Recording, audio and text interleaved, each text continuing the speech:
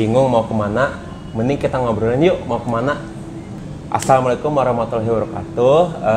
Sekarang Kak Radar bakal ngobrolin tentang suatu universitas terbaik di Indonesia, benar ya? Iya, salah satu. Nah, salah satunya, terus jurusan yang terfavorit juga. Nah, sekarang Kak Radar nggak bakal sendirian di mau kemana, karena Kak Radar bakal ditemenin sama salah satu mahasiswa jurusan Manajemen Komunikasi, Fakultas Ilmu Komunikasi Universitas Padjadjaran. Nah, boleh deh kenalin dulu siapa namanya, terus dari mana, terus angkatan berapa? Oke, halo semuanya, perkenalkan nama aku Mahmud. Aku mahasiswa Manajemen Komunikasi dari Fakultas Ilmu Komunikasi angkatan 2016. 2016, ya. Manajemen Komunikasi, Fakultasnya Ilmu Komunikasi. Nah, karena kan ini kita biasanya ngobrolin tentang apa ya, jurusan.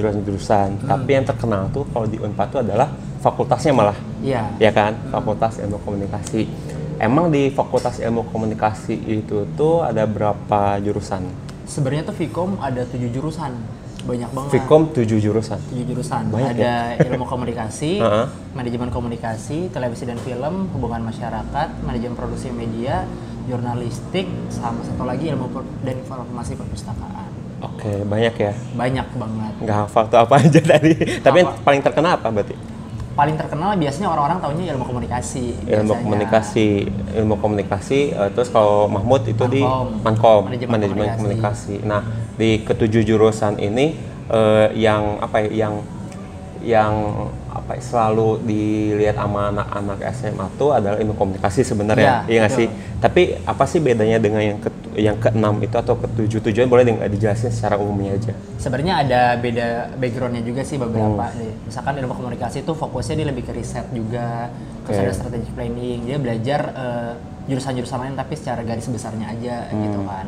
Terus kalau misalkan Mankom lebih ke strategi komunikasinya seperti apa, marketing communicationnya seperti apa gitu. Kalau humas jelas karena namanya public relation berarti dia tetap membangun relasi, hubungan sama orang lain gitu kan. Terus ada jurnalistik, dia bisa jadi jurnalis juga, banyak bahas soal penulisan dan lain-lain liputan gitu.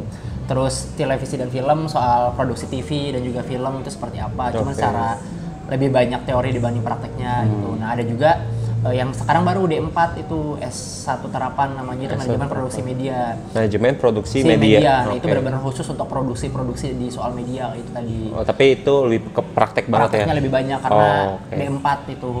Terus ada juga ilmu informasi perpustakaan, itu bahas soal tentang belajar gimana cara kita mengetahui literasi yang benar kayak gitu kan, literatur gitu. Karena kan komunikasi itu penting banget kita tahu literasinya seperti apa gitu. Terus apa lagi deh yang belum saya butuh tadi? Tadi apa ya? Ilmu perpustakaan. Ilmu perpustakaan udah dari humas ya udah semua sih kayaknya. Udah semuanya jadi ya. Jadi sebenarnya kalau misal dulu sih terpatri dalam otak tuh ilmu komunikasi udah yang tadi dipelajarin tuh semuanya ilmu komunikasi, ternyata sekarang dipecah-pecah gitu ya. Tapi setahu dulu ya kan dimulai dari kapan dipecah per jurusan itu? Nah sebenarnya itu mulai udah nggak pakai nama fakultas lagi itu semenjak angkatan 2015. Jadi terakhir tuh waktu angkatan 2015 dia masuk masih semuanya fakultas ilmu komunikasi dulu. Nah nanti setelah semester 3 bakal ada penjurusan baru ke masuk jurusan-jurusan itu tadi. Cuman belum ada D4 waktu itu, belum ada MPM, kan MPM baru di tahun 2016 belum ada kayak gitu. Nah semenjak angkatan 2015 tuh udah ketika SBMPTN teman-teman bisa langsung masuk pilih penjurusannya masing-masing. Nah cuman itu tadi karena terkenalnya gitu kan selama ini kalau misalkan Vkom tuh masuknya harus ilmu komunikasi dulu, jadi orang-orang tuh masih banyak yang terjebak sama aku kalau mau masuk humas harus masuk ilmu komunikasi dulu ntar dipecah gitu. Nah itu kasusnya cukup banyak juga ternyata di Vkom. Setelah ditanya kamu sebenarnya pengen masuk ilkom enggak, aku pengen humas, cuman aku salah karena dikira harus masuk ilkom dulu baru humas. Nah itu cukup banyak yang belum tahu itu juga sih. Jadi emang banyak banget sih yang kamu mau masuk kemana, mau ke ilmu komunikasi kah gitu kan? Emang sukanya apa? Humas-humasan kah gitu kan? Tapi banyak yang salah ya tadi. Ya, beberapa yang salah gitu. Jadi sekarang udah jelas ya. Jadi ada 7 jurusan yang mungkin nanti bisa dijelasin lagi di deskripsi gitu ya. Tadi ada 7 jurusan yang ada di Fakultas Ilmu Komunikasi di Unpad ya sebenarnya.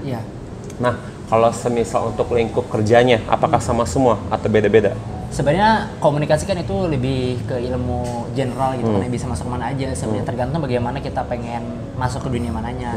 Cuma secara garis besar memang seperti yang aku bilang tadi, sesuai dengan background masing-masing. Kayak misalkan kalau ilmu komunikasi dia bisa jadi riset gitu kan, terus bisa juga dia jadi konsultan komunikasi juga, terus bisa juga bagian strategic planningnya gitu. Terus kalau Mankom lebih ke marketing komunikasinya juga bisa, jadi konsultan komunikasi juga bisa gitu. Jurnal udah jelas juga, jurnal udah tidak perlu didefinisikan lagi, dengan namanya jurnal pun sudah jelas bakal jadi apa, jurnalis gitu kan, dan masih banyak lagi. Televisi dan film kita bisa masuk ke TV atau film gitu kan ya, bisa ke media-media, ke TV masuk ke produksi TV-nya seperti apa, film kita khusus produksi PH-PH-nya seperti apa juga kayak gitu. Terus produksi media juga itu nggak beda jauh juga sama televisi dan film, karena dua hal yang cukup sama, cuman beda prakteknya aja sedikit kayak gitu. Humas juga dengan jelasnya juga, humas lulusannya bisa jadi humas, bisa masuk juga PR konsultan juga gitu kan, dan masih banyak lagi gitu sih. Ilmu perpustakaan ya jelas itu sebagai yang biasa arsip gitu kan, itu banyak banget soal pengarsipan literasi gitu, karena kan banyak data yang disusun tapi nggak tahu gimana caranya membuat literasi yang benar supaya gampang buat dipahami sama banyak orang kayak gitu. Oke. Nah, kalau semisal masuk ke ilmu komunikasi atau fakultas ilmu komunikasi ya, apakah harus pintar komunikasi? Sebenarnya nggak juga, karena banyak banget justru yang karena dia pengen belajar komunikasi justru banyak masuk ke fakultas ilmu komunikasi kayak gitu. Jadi nggak semuanya yang harus jago, justru kita belajar dari nol bareng-bareng sama. Karena banyak banget, Kak, aku mau masuk komunikasi tapi jarang ngomong. Iya kan, bener ya? Jarang ngomong, terus nggak bisa ngungkapin sesuatu. Nah, itu emang bakal bakal terbiasa sendirinya kah di sana atau gimana? Sebenarnya bisa karena biasa, karena di sana kita belajar komunikasi, prakteknya pun semuanya soal komunikasi. Jadi nanti ada di semester 1 itu ada mata kuliah public speaking. Jadi kita dilatih gimana caranya buat berbicara di depan umum. Nah, biasanya tuh prakteknya benar-benar bicara di depan umum. Jadi kadang kita bicara di depan kelas, di satu kelas, atau bicara di depan di spot-spot Vkom yang banyak orang lewat, kita ngobrol biar didengar sama orang gitu kan. Ataupun ada acara khusus kayak misalkan orasi di Gerlam, biasanya biar itu tadi ngelatih gimana percaya diri kita buat berbicara di depan umum.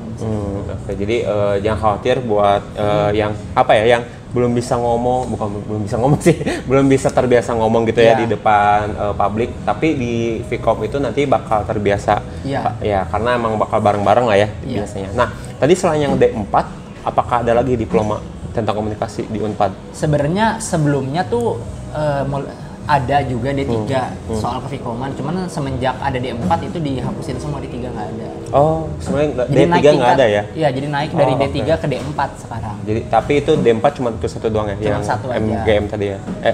MPM. Manajemen Produksi Media. Oke, jadi D4 itu aja, itu lebih ke praktek banget. Jadi kalau misal kamu yang pengen praktek terus gitu, prakteknya lebih banyak, itu D4 karena udah setara dengan S1 terapan, STR ya, terapan. Kalau misalnya tadi yang teori-teori kayak gitu-gitu ke S1-nya, dan tadi ada pilihan 7, banyak banget. Banyak banget. Nah, orang-orang kayak gimana yang cocok untuk masuk ke Fakultas Ilmu Komunikasi? Sebenarnya semua orang bisa masuk asalkan punya kemauan. Kalau nggak punya kemauan nggak bakal bisa masuk. Intinya sama-sama orang yang tertarik sama bidang komunikasi aja. Karena yang aku sadari sebenarnya komunikasi emang bukan segalanya. Tapi segalanya pasti butuh komunikasi gitu kan. Mau sepintar apapun kita, ketika kita nggak bisa nyampein suatu hal itu malah jadi sebuah masalah gitu. Nah, makanya ada orang komunikasi buat untuk menyampaikan hal-hal yang harus disampaikan dengan baik dan benar. Percuma kalau pintar nggak bisa berkomunikasi yang baik ya. Pintar buat diri sendiri tapi nggak bisa kasih manfaat buat orang juga sama. Betul. Aja. Nah, balik lagi ke Vkom nih. Di Mankom lah ya, sekarang di Mankom. Belajar apa aja sih di Mankom? Di Mankom tuh banyak banget sebenarnya. Jadi ketika kita masuk Mankom nanti bakal ada beberapa penjurusan lagi di dalamnya, tergantung minat kita kemana gitu kan. Ada yang bisa mau minatnya ke bidang marketing, ada yang bidang masuknya ke bidang media, ada yang masuknya bidang ke konsultan juga itu banyak. Cuman matkul-matkulnya ya penulisan ada gitu kan, komunikasi pemasaran, manajemen bisnis juga banyak-banyak. Tergantung gimana kita pengennya aja, nanti ada peminatannya lagi.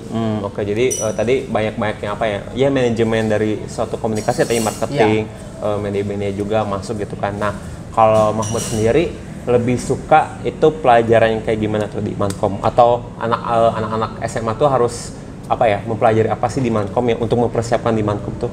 Sebenarnya kalau buat persiapin di SMA kan sebenarnya nggak dipelajarin ya, karena di SMA kan belajarnya ilmu sosum sama ilmu saintek aja yang mendasar komunikasi.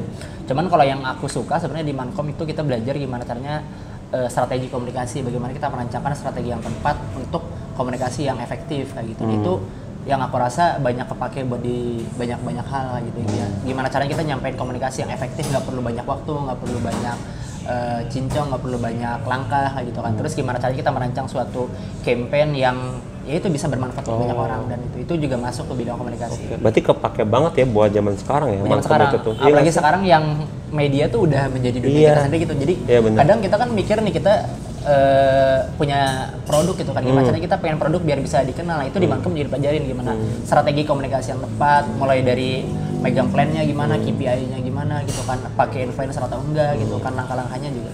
Dan itu ada prakteknya juga. Jadi ketika kita matkul, kalau nggak salah itu matkulnya manajemen pemasaran.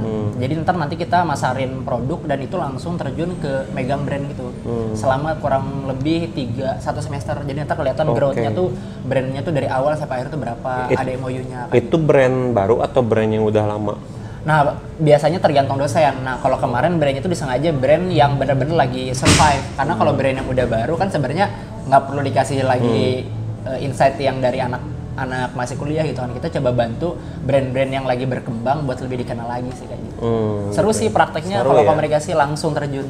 Dan benar-benar apa ya? Benar-benar sesuai dengan zaman sekarang gitu kan. Mungkin kalau zaman dulu Ilkom tuh maksudnya ke broadcasting, iya nggak sih?